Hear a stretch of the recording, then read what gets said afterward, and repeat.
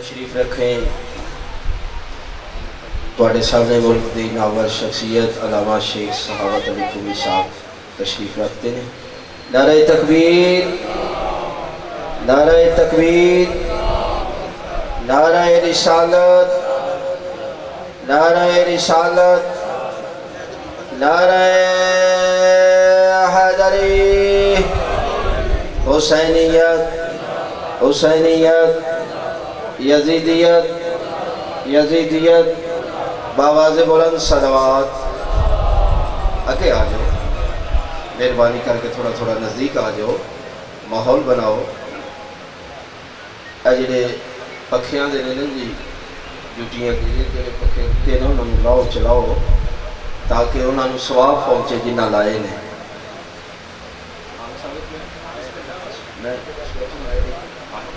جی بالکل۔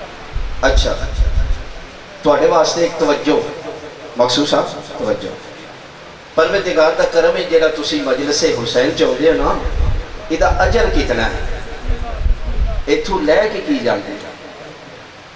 آج تسی ویکھ لیا پچھے دنوں چ 12 دن ایران اور اسرائیل دی جنگ جاری ہے، اور جڑے آدھے ہیں نا اسی سپر طاقت ہاں، ایتھے ڈرون نہیں آ سکتے، پاکاں دا نعرہ مار کے ڈرون انہاں دے اوتے جا کے گرے۔ اور اس دی وجہ پتہ کی؟ اس دی وجہ ہے ایران دس دل وچ 12 14 معصومین دی محبت، اہل بیت دی محبت، لبنان، یمن اور حماس دے پیچھے بھی پاکاں دا ہی کرم ایران آلیاں دا۔ تو پھر ایک تجزیہ ہوا پوری دنیا کو کہ 57 اسلامی ملک سن لیکن کوئی نہیں اٹھیا، یہ وجہ کی؟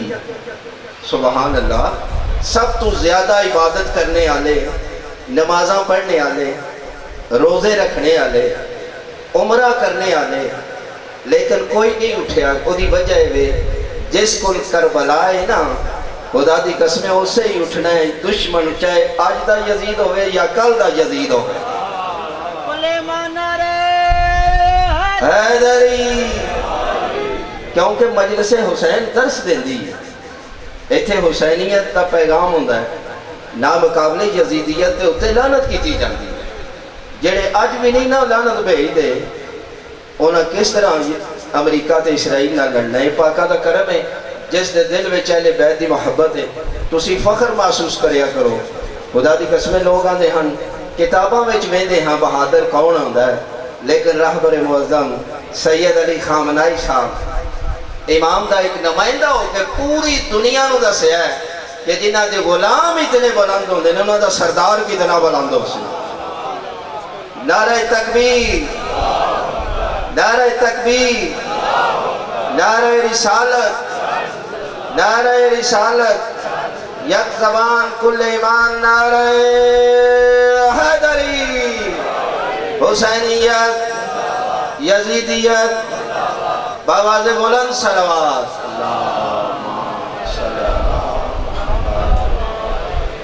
اور تواڈے سامنے قبلہ علامہ شیخ صحابت علی قمی صاحب آف اسلام آباد بڑے بہترین انداز محمد و آل محمد دے فضائل اور مسائل بیان کرن دے، باواز بلند صلوات۔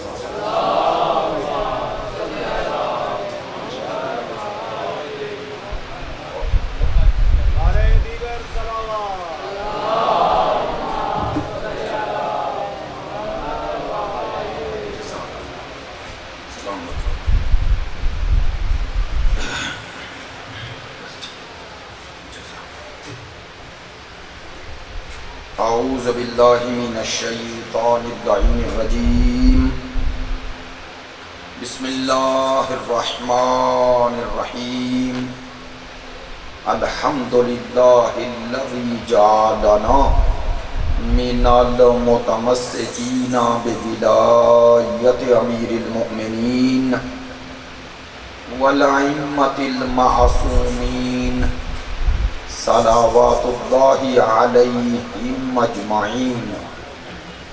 الحمدللہ رب العالمین الذي خص بخلافته المؤمنين والجنت للمؤمنین والجنت للمطیعین والنار للکافرین والمنافقین الخائنین الذین جعلوا القرآن غضین وافسدوا فی الارض وعزاء الدین وتفقهوا بغیر علم ولا یقین والصلاة والسلام والتحیت والاکرام علی سیدنا ومولانا حبیبنا وحبیب قلوبنا شفیعنا ابی القاسم محمد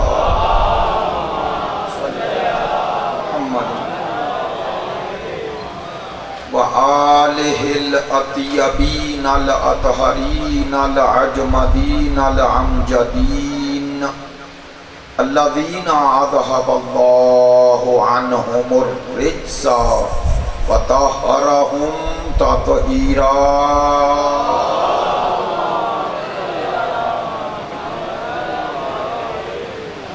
واللعنة الدائمة على منكري فضائلهم وغاصبي حقوقهم من الآن إلى قيام يوم الدين أما بعد فقد قال رسول الله صلى الله عليه وآله وسلم إن الحسين مصباح الهدى وسفینۃ النجاة بسم اللہ الرحمن الرحیم ان اللہ وملائکتہ یصلون علی النبی یا ایہا الذین آمنوا صلوا علیہ وسلموا تسلیما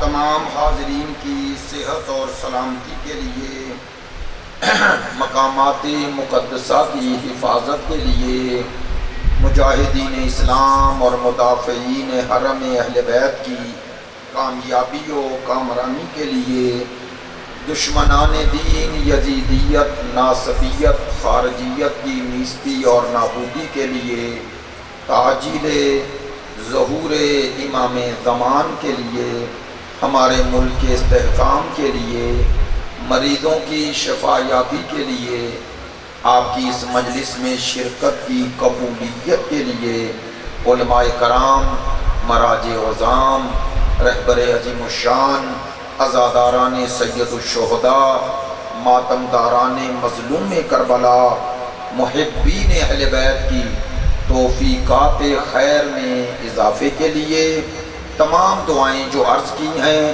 ان سب کی قبولیت بحق سید الشہداء بلندتر صلوات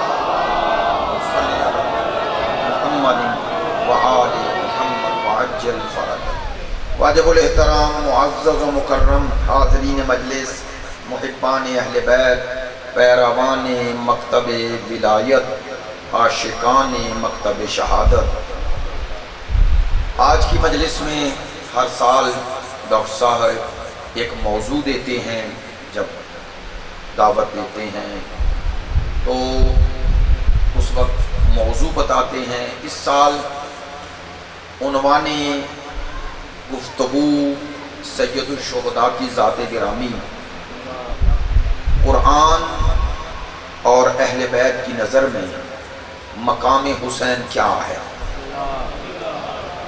میں اکثر ایک جملہ عرض کیا کرتا ہوں کہ حسین کون ہے یہ آپ کو تاریخ بتا سکتی ہے۔ حسین کون ہے یہ آپ کو تاریخ سے پتہ چل سکتا ہے، لیکن حسین کیا ہے یہ تاریخ نہیں بتا سکتی۔ توجہ فرمانا، حسین کون ہے یہ تاریخ سے پتہ چل سکتا ہے، کون ہے اس سے کیا مراد ہوتی ہے۔ آپ نے یہاں کسی بندے کو دیکھا، پہلی دفعہ پوچھا یہ کون ہے، پہلا سوال یہی کرتے ہیں نا، یہ کون ہے؟ تو جواب میں وہ نام لیتا ہے، یہ فلاں ہے۔ اچھا کس کا بیٹا ہے؟ فلاں۔ کہاں رہتا ہے؟ فلاں جگہ۔ توجہ ہے؟ لیکن اگر دوسری دفعہ وہی بندہ ملے تو آپ پھر یہ نہیں پوچھتے یہ کون ہے، پھر پوچھتے ہیں یہ کیا ہے۔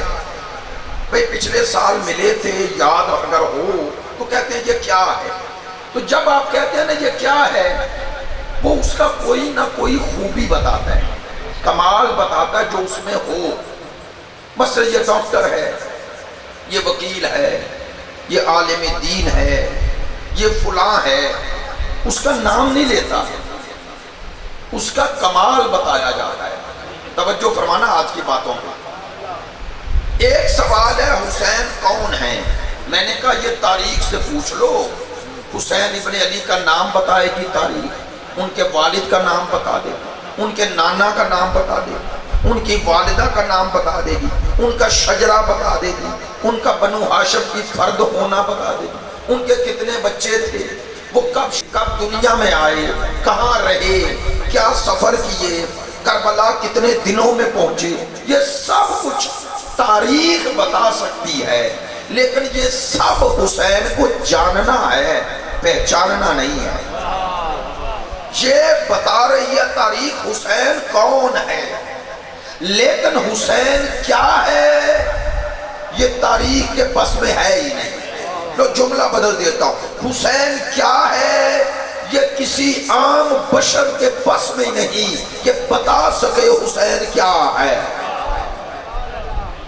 میں کوئی مبالغے کے طور پہ یہ جملہ نہیں کہہ رہا، حقیقتاً کہہ رہا ہوں حسین کیا ہے یہ کسی عامی سے، کسی خاطی سے، کسی خاکی سے، کسی عام بشر سے نہ پوچھو، وہ بتائے گا بھی تو اسے کیا پتا کہ عرش پہ رہنے والا کیا ہے۔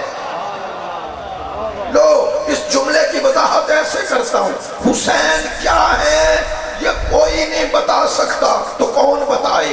شاید وہ بتائے جس نے حسین کو حسین بنایا ہے، یا وہ بتائے جس جیسا اللہ نے حسین کو بنایا ہے۔ سلامت رہیں۔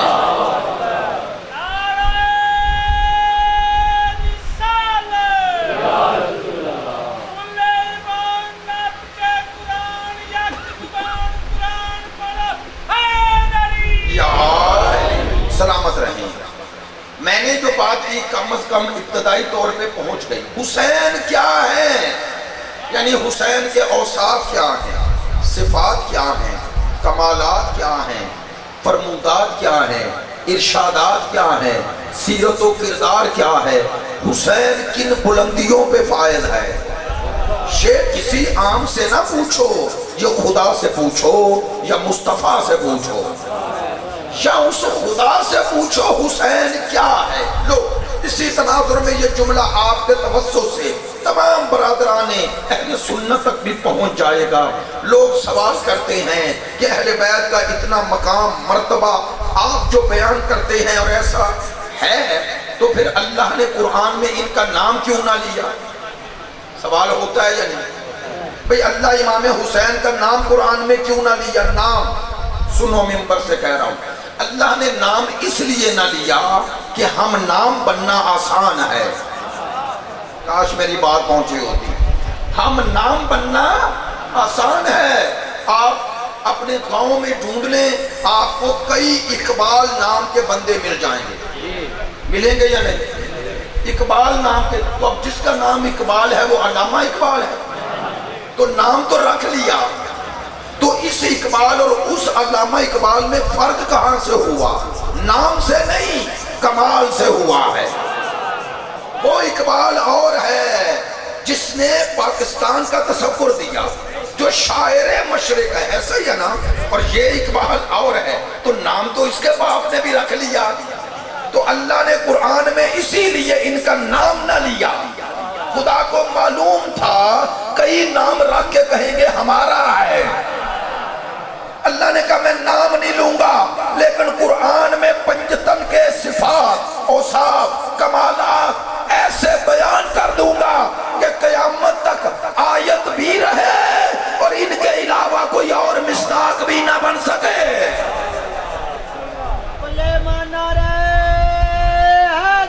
یا ان کے علاوہ کوئی اور مصداق بھی نہ بن سکے۔ اور میری بات کی تائید فرماؤ گے، ہم نام بننا آسان ہے، صفات پیدا کرنا مشکل ہے، ایسا ہی ہے۔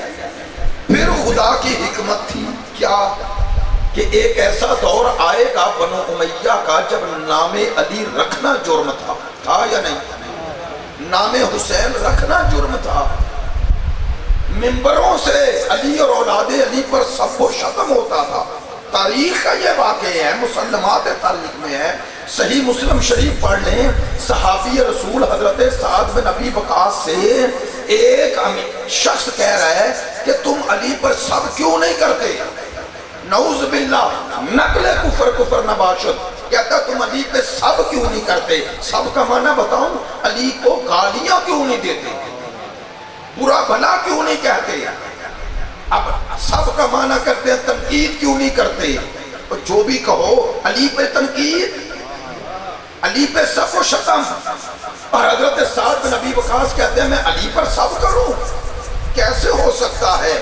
فرماتے ہیں علی کو اللہ نے ایسے کمالات دیے ہیں، ان میں ایک بھی مجھ سعد کو مل جاتا مجھے 70 سرخ اونٹوں سے زیادہ پیارا ہوگا۔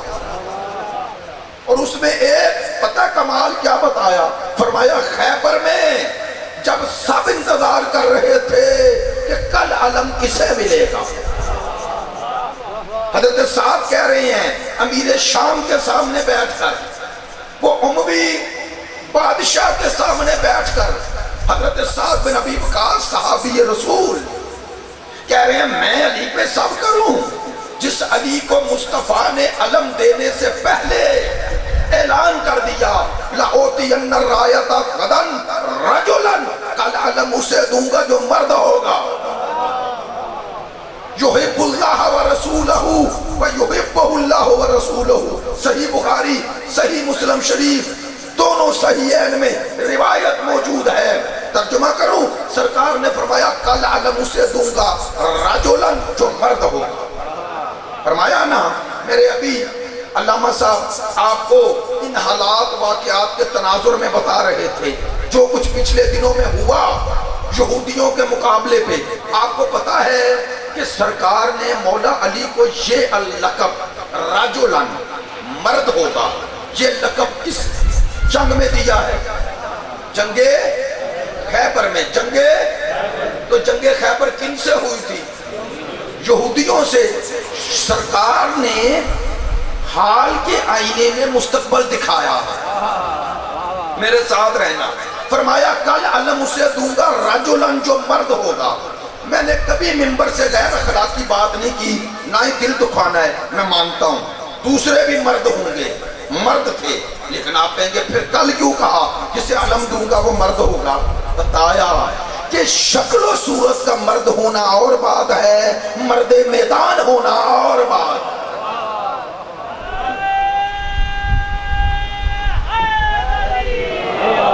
سلامت رہے۔ سرکار نے بتایا کہ شکل و صورت کا مرد ہونا اور بات ہے، مرد میدان ہونا۔ تو شاید یہودیوں کے مقابلے پہ، کاش میرا جملہ پہنچے، مولا علی کو یہ لقب دے کے کہ یہ مرد ہے جو جائے گا، بتا دیا کہ قیامت تک ان کے مقابلے پہ وہی آئے گا جو مرد میدان ہوگا۔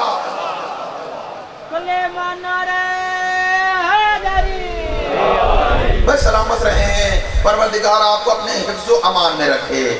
چلیں، میں بات جو کر رہا تھا کہ جہاں نام علی رکھنا جرم ہو، جہاں نام علی رکھنا جرم ہو، وہاں قرآن میں علی کا نام رہنے دیتے؟ بولیے، رہنے دیتے؟ تو اب اللہ نے کیا طریقہ اپنایا؟ میرے ساتھ رہنا، باتیں تھوڑی سی عام ڈگر سے ہٹ کے ہیں۔ اللہ نے ایک طریقہ اپنایا، کیا؟ اللہ نے کہا نام نہیں لوں گا، لیکن جو آیت ان کی شان میں ہوگی نا، اس میں ایک ایسی نشانی رکھ دوں گا کہ ان کے علاوہ کوئی اور مصداق بن ہی نہ سکے۔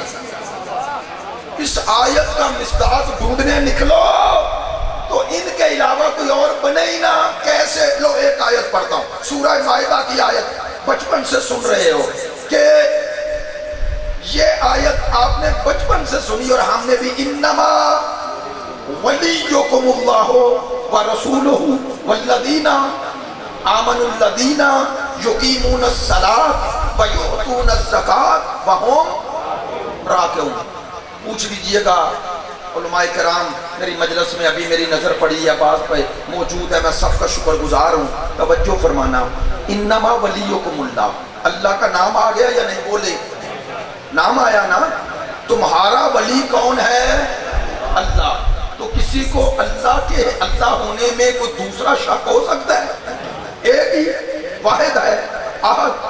ورسولہ، رسولہ نہیں ہے، ورسولہ تو ایک سرکار کی ذات آ گئی. تو دو ہستیوں کا تو نام لیا، تیسری کا نام نہیں لیا. نام نہیں لیا، اللہ نے بدل دیا انداز کلام. والذین، وہ لوگ، آمنو، جو ایمان لائے. توجہ فرمانا میری طرف. یقیمون الصلاۃ، وہ نماز قائم کرتے ہیں. ویؤتون الزکاۃ، اور زکوٰۃ دیتے ہیں. اچھا، یہاں تک سارے جمع. والذین آمنوا یقیمون یؤتون. توجہ، اب اس جمع سے لوگوں کے ذہنوں میں تو یہی آنا چاہیے کہ تیسرے کئی ولی ہیں. ایسا ہی ہے. اب تیسرے ولی کی شناخت کے لیے اللہ نے کیا کیا؟ ایک واو لگا دی. جسے عربی کا پتہ ہے اسے پتہ ہے یہ واو نے کیا کیا. پتہ ہے اس واو کا ترجمہ کیا ہے؟ وہ پیچھے جو زکوٰۃ دے رہا ہے آگے بتایا وَهُمْ رَاكِعُونَ، اور اس نے زکوٰۃ حالت رکوع میں دی ہے. اور حالت رکوع میں زکوٰۃ دینا زکوٰۃ کے نصاب کا حصہ نہیں.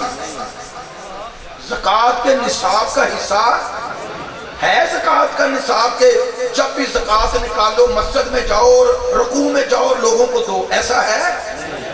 ایک تو زکوٰۃ کا معنی یہاں صدقہ ہے، عمومی معنی ہے. دوسرا، وہ زکوٰۃ دینے والے نے حالت رکوع میں دی. سننا، اب یہ لفظ واو نے ایسا کام کیا کہ جتنے پیچھے جمع تھے نا انہیں جمع سے نکال کر ایک ذات میں منحصر کر دیا.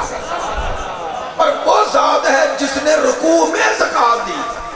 لو ایک جملہ کہہ رہا ہوں، سارے بھائی سن رہے ہیں، شیعہ سنی سنیں. وَهُمْ رَاكِعُونَ، اللہ نے کہا اور وہ زکوٰۃ دیتے ہیں حالت رکوع میں.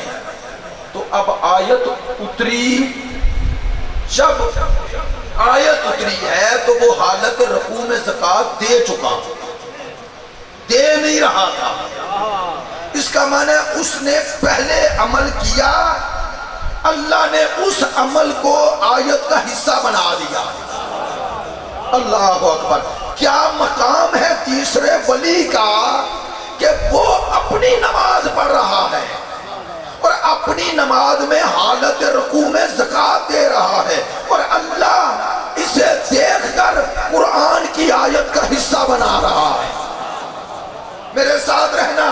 وَهُمْ رَاكِعُونَ، وہ حالت رکوع میں زکوٰۃ دے رہا ہے. توجہ.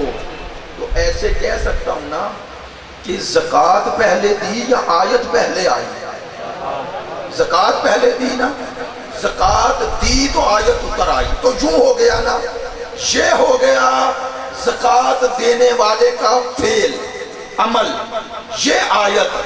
تو یوں کہہ دوں اس عمل پہ آ کے اس آیت نے مہر لگا دی. کاش جملہ پہنچے. ایسے علاقوں میں بھی مشکل باتیں اس لیے کرتے ہیں کہ آپ اور عادی ہو جائیں. واقعات تو سنتے رہتے ہیں، تھوڑا دلائل کو سنیں تاکہ ہم اوپر جائیں، تھوڑا اوپر جائیں. سننا جو بات کہنا چاہ رہا ہوں کہ یہ عمل ہے، فعل ہے، یہ آیت ہے. آیت نے اتر کے اس پہ مہر لگا دی. آیت پہ کیا کہنا چاہتا ہوں؟ آیت اتر کے اس فعل کو بیان کر دیا. اب آیت اترنے کے بعد کوئی آیت پڑھ کے 1 کروڑ مرتبہ بھی زکوٰۃ دے دے، آیت کا مصداق نہیں بنے گا. آئے آئے. کاش میری بات پہنچے جیسے میں نے کہی ہے. میں نے کہا آیت اتر آئی, آیت نے کہا اس نے حالت رکوع میں زکوٰۃ دے دی, تو آیت اس کے بارے میں جس نے زکوٰۃ دے دی, اس کے بارے میں نہیں جو زکوٰۃ دے گا. تو آیت پڑھ کے زکوٰۃ دینے والا آیت کا مصداق نہیں بنے گا. آسان کر دوں, آیت پڑھ کے یہ عمل کوئی کر بھی لے تو وہ تیسرا ولی نہیں بن سکتا. کیوں؟ چونکہ آیت اصل والے میں ہے, جو اصل کی نقل کرے گا اس کا مصداق نہیں بنے گا.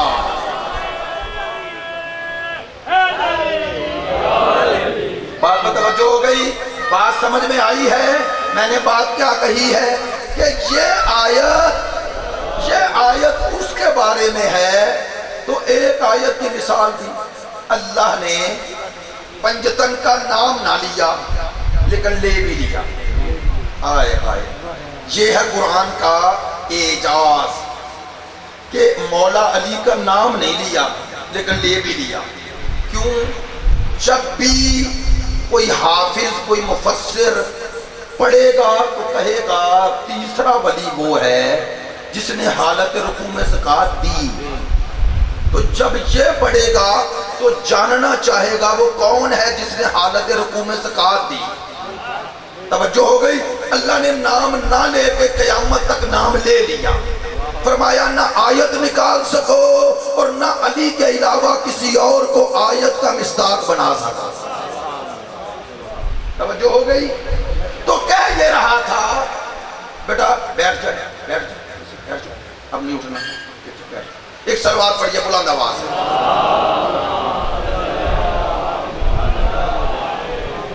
سلوات سب پڑھیں بلند آواز سے, معذرت. چلیں میں بات سمیٹوں تاکہ وقت کے اندر ہی دوسرے کسی کا حق تلفی نہ ہو. میں عرض یہ کر رہا تھا کہ آل محمد اور خود سید الشہداء امام حسین کیا ہیں, کون ہیں؟ تاریخ سے پوچھ لو کیا ہیں, یہ قرآن سے پوچھو, یہ پیغمبر کے فرمان سے پوچھو. حسین کیا ہیں؟ حسین کیا ہیں؟ آؤ, حسین کیا ہیں یعنی حسین کے کمالات کیا ہیں؟ کمالات حسین میں پہلا مرحلہ ہے طہارت حسین. میرے ساتھ ہیں؟ پہلا مرحلہ ہے طہارت حسین. اس ہستی کی طہارت کا کیا مقام ہوگا کہ اللہ جس کی طہارت کے اعلان کے لیے بطول کے گھر میں چادر کا اہتمام کر دے. لوگ آج آئے تطہیر کو ایسے بھی سمجھنے کی کوشش کریں. قبلہ موجود ہے, آغا صاحب موجود ہیں. آیے تطہیر نازل ہوئی ہے 9 ہجری. سرکار کا وصال ہے 11 ہجری. 11 ہجری میں سرکار دنیا سے تشریف لے گئے. 11 ہجری کے شروع میں 9 ہجری اور ذی الحجہ کے مہینے میں واقعہ مباہلہ کے بعد آیت تطہیر کا نزول ہے. سن رہے ہیں؟ اگر یہ آیت تطہیر 9 ہجری نازل ہوئی یا 10 ہجری, دونوں روایتیں, پھر بھی سوال ہے. 10 ہجری کا معنی ہے کہ سرکار کی زندگی کا 1 سال باقی رہ گیا یا چند ماہ باقی رہ گئے, چونکہ ذی الحجہ میں آیت تطہیر کا نزول ہے. تو سرکار دو عالم کے وصال سے 6 ماہ یا 1.5 سال پہلے آیت تطہیر کا نزول ہوا. اور ہم ترجمہ آیت تطہیر کا یوں کرتے ہیں انما یرید اللہ لیذھب عنکم الرجس اہل البیت ویطہرکم تطہیرا. ہم ترجمہ ایسے کرتے ہیں کہ اللہ کا ارادہ ہے تم سے رجس کو دور رکھے. ایسا ہی ہے نا؟ یہ ترجمہ تو نہیں نہ کرتے تمہیں پاک کرے. ایسا ہی ہے نا؟ تمہیں پاک رکھے, تم سے نجاست کو دور رکھے, کرے نہیں. ایسا ہی ہے. لوگ پوچھتے ہیں اس میں کیا ہے, اتنی دقت کرنے کی ضرورت کیا ہے؟ یہ کیوں ترجمہ کرتے ہیں رکھے اور وہ کرے اور رکھے میں فرق کیوں کرتے ہیں؟ فرق اس لیے کرتے ہیں سرکار پورا دین امت کو پہنچا چکے. اگر ترجمہ کرو نا آیت تطہیر میں تمہیں پاک کرے تو ان میں سب سے بزرگ ہستی مصطفیٰ ہیں. جنہیں بات سمجھ میں آئی ہے سب سے بزرگ ہستی مصطفیٰ ہیں. اگر ترجمہ کرو گے پاک کریں تو اس کا معنی ہے نعوذ باللہ پہلے پاک نہیں تھے. تو پورا دین تو مصطفیٰ پہنچا چکے, پورا دین پہنچا چکے. اگر کوئی یہ ترجمہ کرے تو پورے دین کا کیا کرے گا؟ دوسرا اللہ نے کہا ہے کہ رسول تمہیں پاک کرنے آیا ہے. نعوذ باللہ کوئی سوچ سکتا ہے جو دوسروں کو پاک کر رہا ہے وہ خود پاک نہ ہو؟ اس لیے ہم زور دیتے ہیں کہ آیت تطہیر کا ترجمہ کرو پاک رکھا, تم سے نجاست کو دور رکھا. میرے ساتھ رہنا ڈاکٹر صاحب, آپ نے موضوع دیا, آپ نے سب سے زیادہ توجہ کرنی ہے. ہاں اس لیے کہ میں نے ایک جملہ کا خود بھی کہہ رہے تھے, میں نے کہا موضوع آپ دیتے ہیں اسلام آباد کے, بندے ہوتے ہیں چتال کے, تو مسئلہ تو بننا ہے نا. لیکن چلیں یہ بھی تو کوشش ہے نا جو ہم نے کرنی ہے. میں کوئی مشکل باتیں تو نہیں کر رہا, آسان بات ہے نا, بڑا آسان نہیں یار.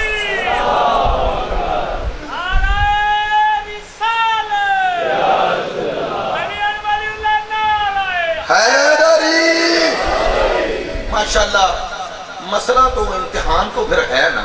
امتحان کیے ہوئے لنگر کھا بیٹھے, پکھے چل رہے, پڑھنا لا امام اعظم, تو تین امتحان ایک جگہ جمع ہیں اور پڑھے بھی اردو میں. نہ اس کے پاس سر ہے, نہ کوئی آواز ہے, نہ بند ہے. تو واللہ آپ جتنی توجہ سے سن رہے ہیں آپ کا دیکھ کے سر ہلا لینا بھی میری کامیابی ہے. شکر کریں آپ سر ہلا رہے ہیں, اگر سر بھی نہ ہلائیں تو میں کیا کروں گا.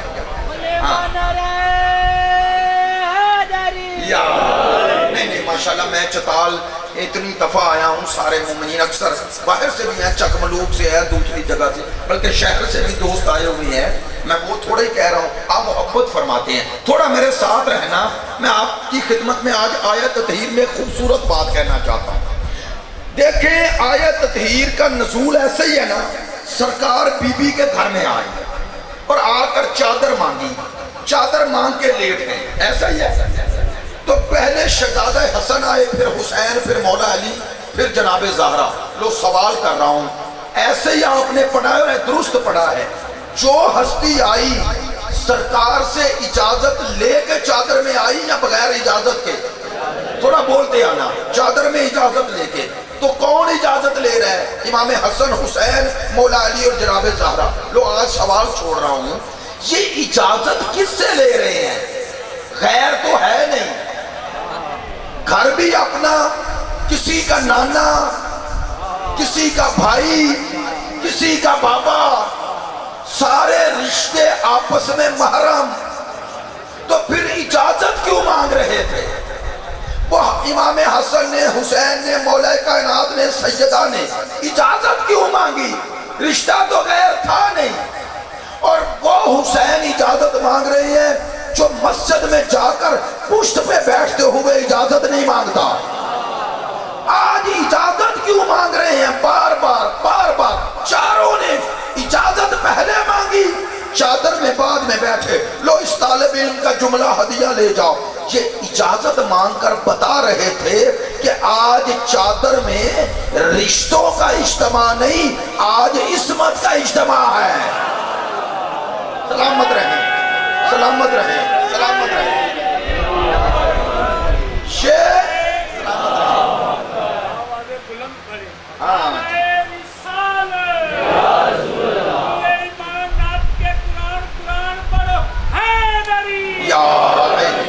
بہت شکریہ, سلامت رہیں.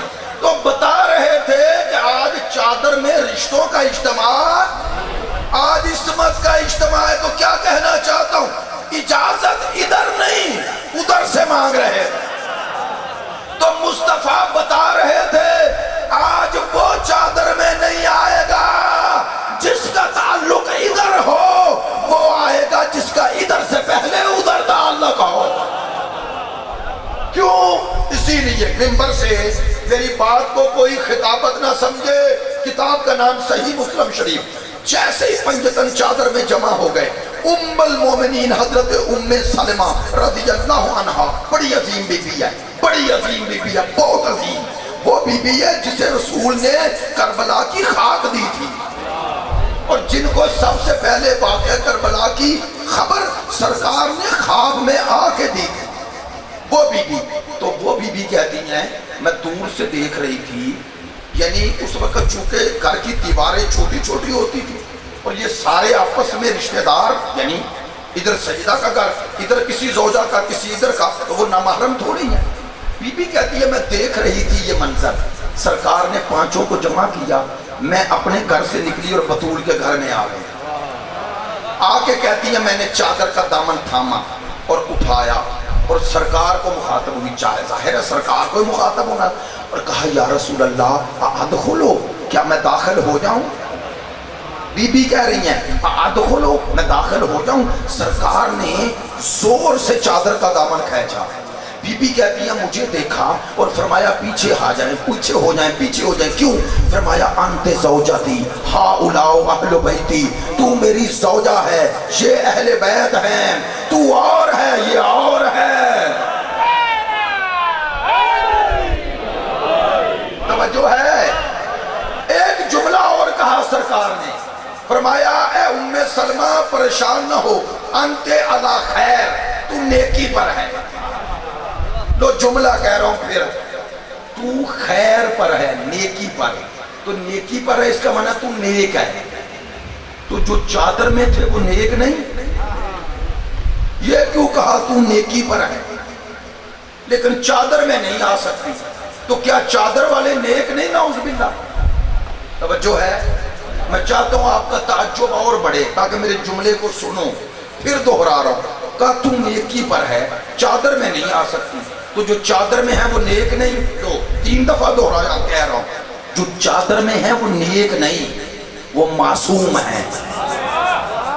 نہیں سننا، جو چادر میں ہے وہ نیک نہیں، معصوم ہے۔ آپ کہیں گے یہ کیا کہا؟ لو بتاتا ہوں، نیک آ کے بنتا ہے، معصوم بن کے آتا ہے۔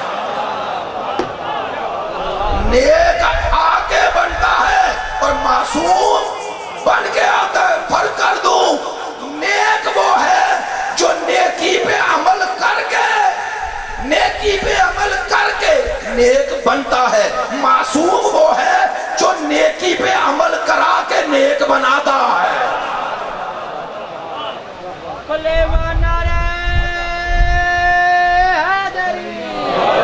بھائی سلامت رہیں، آپ نے توجہ فرمائی، محبت فرمائی۔ لو جملہ سمیٹ رہا ہوں، حسین، مقام حسین، چادر تطہیر، سرکار نے ایک جملہ کہا، اشارہ کروں گا جنہیں سمجھ میں آ گئی آگے، ورنہ آگے بڑھ جاؤں گا۔ سرکار نے کہا ام سلمہ انت علی خیر، تو خیر پر ہے، چادر میں نہیں آ سکتی۔ تو بتا دیا جب اس چادر میں خیر والا نہ آ سکے تو شر والے کی گنجائش کیا ہوگی؟ تو سوچتے رہنا۔ اب چادر میں پنجتن آ گئے، اللہ نے اعلان کیا انما یرید اللہ لیذھب عنکم الرجس، اللہ کا ارادہ ہے یہ جو چادر میں ہو، انکم، قبلہ سے پوچھ لے، آغا سے پوچھ لے، انکم کا معنی تو یہی ہے نا، یہ جو تم چادر میں ہو تم سے رجس کو دور رکھو، یہ جو چادر میں ہو۔ میں نے کیوں بار بار کہا؟ لو آج امام حسین کے صرف ایک کمال کا ذکر ہوگا، یہی طہارت، یہی پاکی، پھر انشاءاللہ آئے۔ اب امام حسین موضوع ہو تو ایک مجلس میں کیسے سمٹ جاؤں، اس لیے کہہ رہا ہوں۔ اب پنجتن چادر میں ہے اور اللہ خطاب پنجتن کو ایک لفظ سے کر رہا ہے۔ سوچتے رہنا میں نے کیا کہا ہے۔ میرے سامنے آپ مجمع ہے نا، جب میں ان علماء کو دیکھتا ہوں تو لفظ بدل لیتا ہوں یا نہیں؟ آپ کو کہتا ہوں مومنین، عزاداران، انہیں کہتا ہوں آغا یوں، قبلہ صاحب، فلاں، ایسا ہی ہے۔ تو یہ لفظ کیوں بدلتا ہوں؟ اس لیے بدلتا ہوں کہ سننے والا، سامنے والا جس مرتبے کا ہو لفظ اس طرح کا لائیں، ایسا ہی ہے نا؟ تو اگر میں اتنا لحاظ کرتا ہوں تو اللہ کو پتہ نہیں کہ ان پنجتن میں ایک مصطفیٰ بھی ہے؟ اللہ پنجتن کو ایک لفظ سے یاد کیوں کر رہا ہے؟ اللہ نے بتایا ان کے درجوں میں تو فرق ہے، ان کی طہارت میں فرق نہیں جملہ پہنچا۔ اللہ نے کہا ان کا مقام طہارت ایک ہے۔ کہوں جملہ؟ اب سوچو جو میں نے پہلے کہا تھا، آیہ تطہیر 9 ہجری یا 10 ہجری؟ امام حسین 9 ہجری میں 5 سال کے یا 6 سال کے؟ اگر 10 ہجری ہو تو سب سے چھوٹا حسین اور سب سے بزرگ ہستی مصطفیٰ، اور اللہ دونوں کی طہارت کا اعلان ایک لفظ سے کر رہا ہے۔ سوچتے رہنا، سب سے بزرگ ہستی مصطفیٰ، سب سے چھوٹے حسین، اور اللہ طہارت کے لیے ایک لفظ لا رہا ہے۔ یا اللہ مقام مصطفیٰ کون پہنچے؟ کہا ہاں مقام اپنی جگہ، لیکن یہاں پنجتن کو ایک لفظ سے اعلان کر کے تمہیں سمجھایا کہ پنجتن کے سن و سال میں فرق ہے، مقام طہارت میں فرق نہیں ہے۔ تو اب میں کہنا کیا چاہتا ہوں، شاید اللہ کی یہ حکمت تھی کہ 62 سال کے رسول کے ساتھ 6 سال کے حسین کو رکھ دو۔ کیوں؟ فرمایا مصطفیٰ نے اعلان رسالت کیا 40 سال بعد، اعلان بنے نہیں، اعلان۔ اب مؤرخ سیرت لکھنا چاہتا ہے رسول کی، تو سیرت لکھے تو اگر شروع کرے بچپن سے تو وہ مصطفیٰ کا بچپن کیسے لکھے گا؟ بات تھوڑی مشکل ہے لیکن فضائل بہت بڑا ہے، فضیلت ہے مشکل۔ کیسے؟ وہ سیرت لکھنا چاہتا ہے مصطفیٰ کی، تو اگر سرکار کا بچپن لکھے تو کیسے لکھے؟ کیوں؟ چونکہ جس کے سامنے مصطفیٰ کا بچپن تھا اسے انہوں نے کافر کہہ دیا، جس ابو طالب کے سامنے بچپن گزرا اس سے تو بچپن لے نہیں رہے، تو اب سرکار کا بچپن کیسا تھا یہ امت کے عام فرد کیسے بتائیں؟ اللہ نے کہا میں نے اہتمام کر دیا۔ کہاں؟ کہا چادر تطہیر میں۔ کیسے؟ فرمایا 62 سال کے رسول اور 6 سال کے حسین کو رکھ دیا اور دونوں کی طہارت کا اعلان کر دیا۔ کیوں؟ کہا جس نے دیکھنا ہو مصطفیٰ کا بچپن کیسا تھا وہ دیکھ لے حسین کیسا ہے۔ جس نے دیکھنا ہو کہ مصطفیٰ کا بچپن کیسا تھا وہ دیکھ لے حسین کیسا۔ لو میری اس بات کو کوئی خطابت نہ سمجھے علماء دوست، مومنین کا مجمع ہے، منبر سے دلیل دے رہا ہوں۔ اگر حسین کا بچپن مصطفیٰ کا بچپن نہ ہوتا، اگر حسین کا بچپن مصطفیٰ کے بچپن کا برعکس اور پلٹنا نہ ہوتا تو مصطفیٰ 6 سال کے حسین کو سامنے بٹھا کر کبھی نہ کہتے حسین منی وانا من حسین۔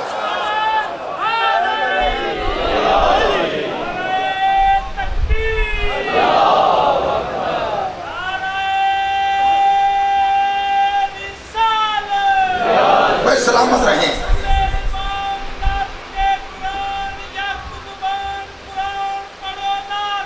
حیدری توجہ ہو گئی؟ مقام طہارت حسین کہہ دوں جملہ ساری تفصیل کے بعد، حسین وہ ہے جس کی طہارت کا اعلان مصطفیٰ نے نہیں خدا نے 6 سال میں کر دیا۔ بتایا جس کا بچپن اتنا پاک ہو اس کی جوانی کتنی پاک ہو۔ لِيُذْهِبَ عَنْكُمُ الرِّجْسَ، اس جملے کی قدر سمجھیں۔ اے پنجتن تم سے رجس کو دور رکھا۔ ایک جملہ اور کہتا ہوں آپ کی توجہ دیکھ کر، آیت اللہ جوادی عاملی فرماتے ہیں قبلہ یہ نہیں کہا اللہ نے اے آل محمد تمہیں رجس سے دور رکھوں. تعجب ہو گیا جو ممبر سے کہہ رہا ہوں. یہ نہیں فرمایا تمہیں رجس سے دور رکھوں، کہا رجس کو تم سے. تو کہتے ہیں اس میں کہتے ہیں عظمت ہے. کیا عظمت ہے؟ کہتے ہیں اگر اللہ نسبت دیتا نا اہل بیت کو کہ تم کو رجس سے دور رکھوں، تو کہتے ہیں کسی کے ذہن میں آ سکتا تھا جس کے دل میں بغض آل محمد ہو، وہ کہہ سکتا تھا یہ جانا چاہتے ہیں اللہ جانے نہیں دیتا، یہ رجس کی طرف جانا چاہتے ہیں اللہ جانے. لو آسان مثال کروں، یہ پنکھا چل رہا ہے، پنکھا یہ بچہ ہے نا، اگر یہ والدین یا کوئی بھی مومن اس بچے کو روکنا چاہے تو یہ کہے گا بیٹا پنکھے کے قریب احتیاط سے گزرنا. ایسا ہی ہے نا؟ کبھی کسی کو دیکھا کہ پنکھے کو مخاطب کر کے کہ تو اس کے پاس نہ جانا؟ نہیں کہتے نا. کیوں؟ آپ کو یقین ہے یہ پنکھا نہیں جائے گا، یہ بچہ ہی جائے گا. اللہ نے کہا میں نے آل محمد سے رجس کو دور رکھنے کی نسبت نہیں دی، چونکہ یہ تو کبھی رجس کے قریب جاتے ہی نہیں ہیں، سوچتے بھی نہیں. ہاں ہر دور کا رجس کوشش کرتا ہے کہ ان کے قریب ہو جاؤں. کاش جملہ پہنچے، میرا جملہ پہنچے. لو اب جملہ کہتا ہوں، لِيُذْهِبَ عَنْكُمُ الرِّجْسَ، اللہ کا ارادہ ہے تم سے رجس کو. تو اللہ کا یہ ارادہ پورا ہوا یا نہیں؟ میں سمیٹ رہا ہوں بات. اللہ کا ارادہ پورا ہوا یا نہیں ہوا؟ اب آپ سے پوچھوں رجس کسے کہتے ہیں؟ لو بناؤ فہرست، قرآن سے نکالو، حدیث سے. رجس کسے کہتے ہیں؟ کفر، شرک، نفاق، جھوٹ، غیبت، ظلم، دوسرے کا حق کھانا، یہ باطنی نجاستیں ہیں یا نہیں؟ تو آل محمد سے یہ سب کچھ دور ہے. تو اب اللہ نے اعلان کیا کہ تم سے رجس کو دور رکھوں. اب ہم نے ڈھونڈنا شروع کیا کہ رجس کسے کہتے ہیں. تو پہلے ڈھونڈو کہ رجس کیا ہے، پھر کہنا یہ آل محمد سے دور ہے. آسان کر دوں، ایک ترجمہ یہ ہے کہ جو رجس ہے ان سے دور ہے. لو ترجمہ آسان کروں، میں کہتا ہوں نہیں، یوں سمجھ جاؤ. ایک ترجمہ یہی ہے جو رجس سے دور ہے، دوسرا ترجمہ یہ ہے جو ان سے دور ہے وہی رجس ہے.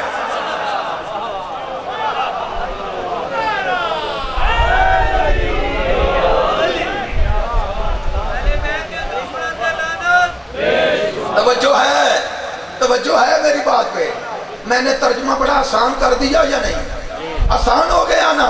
پہلے ڈھونڈنا پڑتا رجس کسے کہتے ہیں، تو رجس ڈھونڈتے رہتے یہ رجس یہ رجس یہ رجس، تو ڈھونڈنا پڑتا. میں نے کہا نہیں، دیکھو کون ان سے دور ہے، جو دور ہے وہی رجس ہے، جو دور ہے وہی رجس ہے. تو آل محمد سے دوری کا نام ہی نجاست ہے. اندر پاکی آتی نہیں اگر آل محمد کی محبت نہ آئے. میں تھوڑا ہی کہہ رہا ہوں، سامنے مسجد ہے ہمارے بھائیوں کی، شاہ احمد رضا خان بریلوی خود پکار اٹھے، کہتے ہیں بے حب اہل بیت عبادت حرام ہے. نہیں توجہ ہوئی؟ بے حب اہل بیت عبادت ہے، عبادت کہتے ہیں حرام ہے. حرام کسے کہتے ہیں؟ جو اللہ کی نافرمانی ہو. نہیں توجہ ہوئی؟ بھئی عبادت تو اللہ کی فرماداری ہے. میری طرف دیکھیں. وہ کہہ رہے ہیں حب اہل بیت کے بغیر عبادت ہی حرام ہے.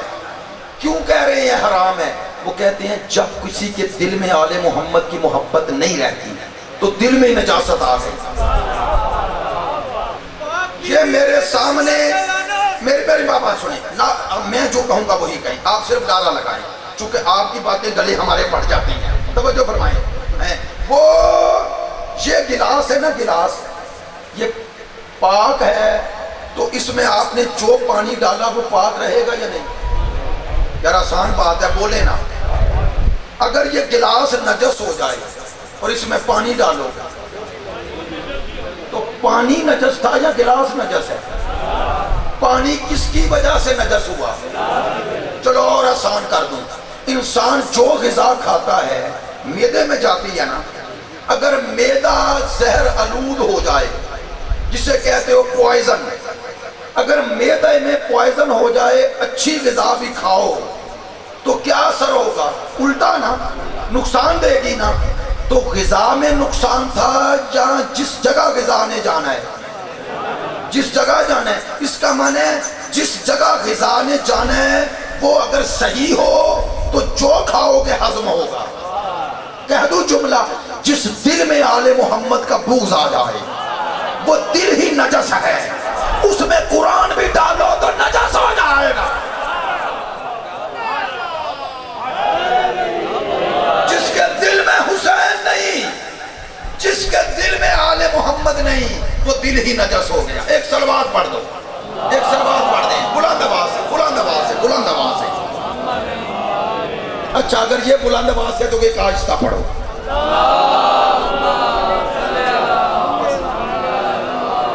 بس ایک جملہ، حسین مقام طہارت کی کس بلندی پہ فائز؟ جہاں مصطفیٰ وہیں سید الشہداء۔ لیکن ایک جملہ کہوں گا، دو اماموں سے روایت ہے، دو اماموں سے، میرے سامنے کتاب ہے بہار الانوار، سننا، دو ائمہ سے روایت ہے، ایک پانچویں امام، ایک چھٹے امام، دونوں اماموں سے روایت۔ پوچھا صحابی نے کہ اللہ نے کربلا میں سید الشہداء کی شہادت کے بدلے حسین کو کیا مقام عطا فرمایا؟ دو اماموں نے فرمایا جعل اللہ الامامۃ فی ذریتہ والشفاء فی تربتہ، سن رہے ہیں، واجابت الدعاء عند قبرہ۔ فرمایا تین فضیلتیں امام فرما رہے ہیں، کربلا کے بدلے میں میرے دادا حسین کے ساتھ خاص ہو گئی۔ تین فضیلتیں کیا؟ فرمایا وہ امامت جو ابراہیم سے چلی، فرمایا مولا علی تک وہ امامت یوں ہی چلتی آئی، فرمایا پھر دو اماموں میں، ادھر امام حسن ادھر حسین، سننا، فرمایا دونوں میں امامت ابراہیمی آئی۔ فرماتے قانون خدا یہ تھا امامت بڑے سے آگے بڑھے، جو بڑا امام ہے اس کی اولاد میں چلے۔ فرمایا لیکن اللہ نے کربلا کے بدلے میں یہ قانون ہی بدل دیا، فرمایا ادھر سے امامت کو ادھر کر دیا، فرمایا اب 9 امام حسین کی نسل سے ہیں، اور ان میں پہلا امام زین العابدین اور آخری امام زمان ہے۔ سن رہے ہو؟ حسین کون ہے؟ جس کے آخری بیٹے کا نام امام زمان ہے۔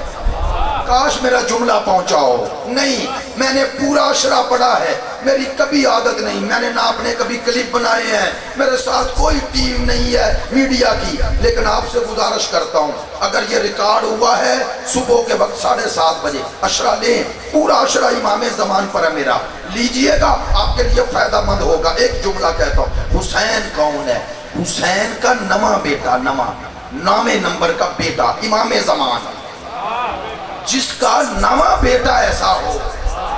نہیں ابھی بھی نہیں بات پہنچی، کیا کہنا چاہتا ہوں، حسین کا بیٹا ظہور کرے گا، مریم کا بیٹا نزول کرے گا۔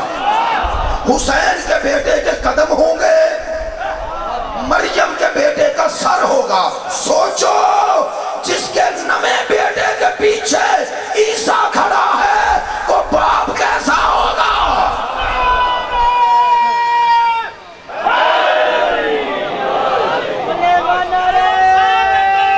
سلامت رہیں، سلامت رہیں، سلامت رہیں۔ 3 دفعہ سب مل کر 3 دفعہ لبیک یا حسین،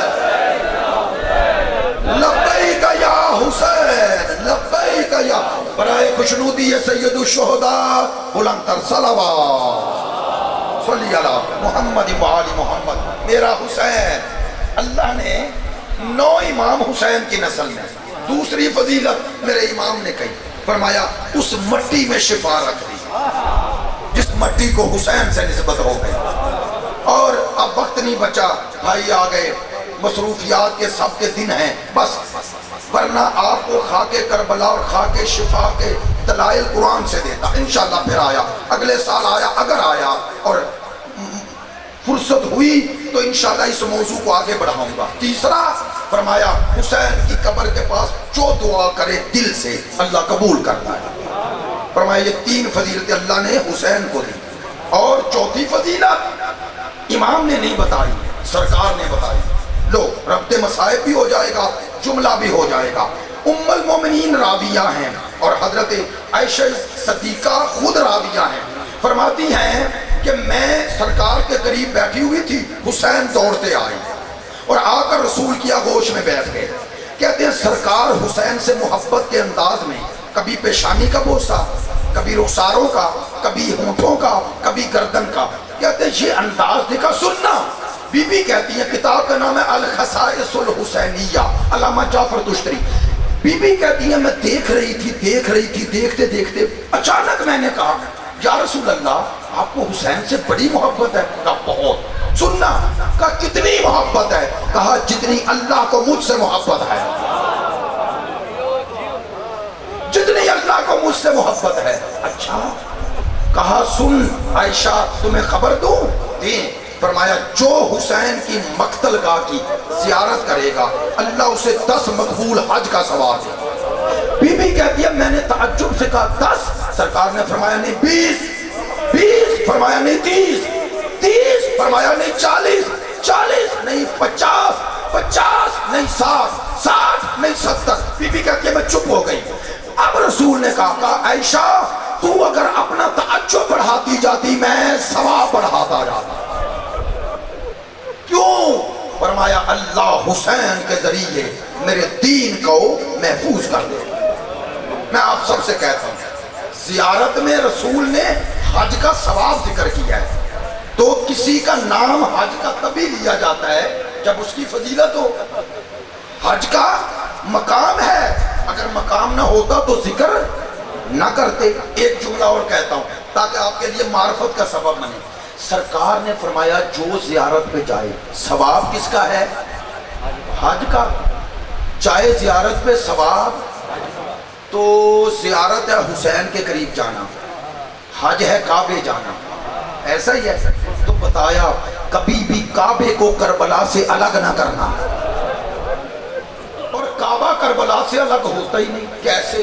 لو میں آسان لفظوں میں بات کیا کرتا ہوں.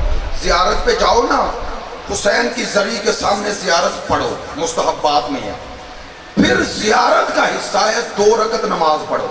قبلہ ہے نا، 2 رکعت نماز زیارت. یہاں زیارت عاشورہ پڑھو، مستحب ہے 2 رکعت نماز عاشورہ، زیارت عاشورہ پڑھو. ہے یا نہیں؟ معذرت چاہتا ہوں یہ جو زیارت کے ساتھ 2 رکعت نماز کہی گئی ہے نا، یہ معصوم نے فرمایا ہے، یہ اسی زیارت کا حصہ ہے. کہنا کیا چاہتا ہوں، مدثر صاحب بھی موجود ہیں، برادر ہیں، آپ بھی موجود ہیں. سنو، زیارت کے ساتھ نماز رکھی. کیوں؟ تاکہ تمہیں پتا چل جائے نماز اور حسین میں کبھی مقابلے نہ کروانا. میری بات پہ توجہ ہے؟ یہ دونوں ایک نہ ہوتے تو زیارت پڑھو اور پھر نماز پڑھو. زیارت ہے حسین کی، نماز پڑھو کعبہ کی طرف ہو گئے. میں اکثر کہا کرتا ہوں زیارت مکتب حسین ہے اور نماز مقصد حسین ہے. ان کو جدا نہ کرو. بھئی مقابلہ کہاں وہاں ہوتا ہے جہاں دو. مجھے بتاؤ آسان لفظوں میں، شیعہ بتائے جس دل میں حسین نہ ہو اللہ اس کا سجدہ قبول کرتا ہے؟ تو اللہ نے آپ سے یہ کہا مجھے وہ سجدہ چاہیے جس کے دل میں حسین ہو. ہاتھ جوڑ کے کہوں غصہ نہ کرنا. اگر اللہ کو وہ سجدہ نہیں چاہیے جس کے دل میں حسین نہ ہو تو حسین کو وہ عزادار کیسے پسند ہوگا جس کے سینے پہ ہاتھ لگے لیکن اس کا سر اللہ کو نہ جھکے؟ وہ کیسے پسند ہوگا؟ آپ زیارت وارثہ پڑھتے ہیں، زیارت وارثہ، اس میں ایک گواہی دیتے ہیں. گواہی میں بتاؤں گواہی کیا دیتے ہو؟ اشہد انک قد اقمت الصلاۃ وآتیت الزکاۃ وامرت بالمعروف ونہیت عن المنکر. لو ممبر سے بات کرنے کا آتی ہوں ذمہ داری سے، زیارت وارثہ چھٹے امام نے تعلیم دی ہے، اس کے یہ الفاظ ہیں، اس کا ترجمہ یہ ہے، امام حسین کو مخاطب کر کے کہہ رہے ہو میں گواہی دیتا ہوں، میں تیرا عزادار اور تیرا عاشق اور تیرا عارف گواہی دیتا ہوں، کیا اے حسین تو نے نماز کو قائم کیا، تو نے زکوٰۃ کو ادا کیا، تو نے نیکی کا حکم کیا، تو نے برائی سے روکا، بول کے بتانا بس زحمت ختم۔ یہ گواہی جو دے رہے ہو سچی ہے یا جھوٹی ہے؟ بولیں۔ اچھا جس کا ایمان ہے یہ گواہی سچی ہے، نعرہ حیدری۔ سب نے کہا سچی گواہی کا معنی ہے حسین ایسے ہی ہے، ایسا ہی ہے، اس کا معنی ہے گواہی سچی تب ہوگی جب گواہی دینے والے کا ایمان ہو میرا حسین نماز قائم کرنے آیا، بلکہ نماز کو قائم کیا ہی حسین نے۔ کبھی یہ بہانے نہ بنایا کرو، یزید کی طرف بھی نماز ہو رہی تھی، منبر پہ کہوں دو نمازیں تھی، ایک شیطان کی ایک رحمان کی، ایک رحمان کی، اور خدا کی قسم کربلا تو ہے ہی دو سجدوں کا خلاصہ۔ بس آج یہی پیام اور یہی مصائب سمجھ لینا، کربلا دو سجدوں کا خلاصہ ہے، ایک سجدہ بھائی نے کیا ہے، سلامت رہو، ایک سجدہ بہن نے کیا ہے، ایک سجدہ دن کی روشنی میں اس وقت بھائی نے کیا، ایک سجدہ شام غریبہ والی رات بہن نے کیا۔ بتاؤں دونوں سجدوں کی عظمت کیا ہے؟ خدا کی قسم مجھے پتا نہ چلا دونوں سجدوں میں عظیم سجدہ کون سا ہے۔ کیوں کہہ رہا ہوں؟ جو سجدہ بطول کے بیٹے نے کیا، پتہ ہے کب کیا؟ جب اکبر جیسا بیٹا دے کر، قاسم جیسا بھتیجا دے کر، اونو محمد جیسے بھانجے دے کر، قمر بنی ہاشم جیسا بھائی دے کر۔ دوبارہ دہراتا ہوں، جو اکبر جیسا بیٹا، قاسم جیسا بھتیجا، اونو محمد جیسے بھانجے، قمر بنی ہاشم جیسا بھائی، جو یہ سارے رشتے دے کر سر سجدے میں رکھ دے اسے حسین کہتے ہیں۔ بتاؤں، اور جو حسین بھی دے دے، جس کے سر سے ماں زہرا کی چادر لٹ جائے، جس کے سامنے خیمے چلے ہوں، جس کے سامنے گلشن زہرا کے بکھرے پھول ہوں، جو اس حال میں نماز تہجد کے لیے کھڑی ہو جائے، اسے زینب کہتے ہیں۔ سنو، علامہ ملبوبی کی کتاب میں یہ روایت موجود ہے، میرا چوتھا امام فرماتا ہے جب 10ویں 11ویں کی درمیانی شب میری پھپھی گزار رہی تھی، آدھی رات ادھر سے ادھر ہوئی تو میری پھپھی نے گرم ریت پر تیمم فرمایا۔ مجھ سے نہ پوچھنا بی بی نہر علقمہ ہے اور تیمم کیوں فرما رہی ہیں؟ جہاں اصغر کو 2 گھونٹ نہ ملے وہاں بی بی کو وضو کی اجازت کون دیتا؟ بی بی نے تیمم فرمایا، اور میرا چوتھا امام فرماتا ہے نماز تہجد کے لیے پھپھی کھڑی ہو گئی۔ ہائے حسین، ہائے زینب کھڑی ہو گئی اور دونوں ہاتھ یوں کیے۔ میرا چوتھا امام فرماتا ہے میں بھی کھڑا تھا، میں نے اپنے کانوں میں پھپھی کے اللہ اکبر کی صدا نہ سنی۔ کہتے ہیں میں اندھیرے میں قریب آیا، میرا امام فرماتا ہے میں نے عجب منظر دیکھا۔ کیا دیکھا؟ میری پھپھی آسمانوں کو دیکھ رہی ہے اور کہہ رہی ہے میرے اللہ، میں جانتی ہوں جب کوئی آدھی رات کو تیرے حضور آئے تو تو فرشتوں سے کہتا ہے آسمانوں کے در کھولو، اور میری کنیز کو دیکھو جو اپنا آرام اور سکون چھوڑ کر مصلی پہ آ گئی۔ سنا گئے میری آقا زادی نے کیا کہا؟ کہا میرے اللہ میں زینب ہوں، میرے اللہ آج آسمانوں کے در نہ کھولنا۔ کیوں؟ کہا میری پہلی نماز تہجد ہے،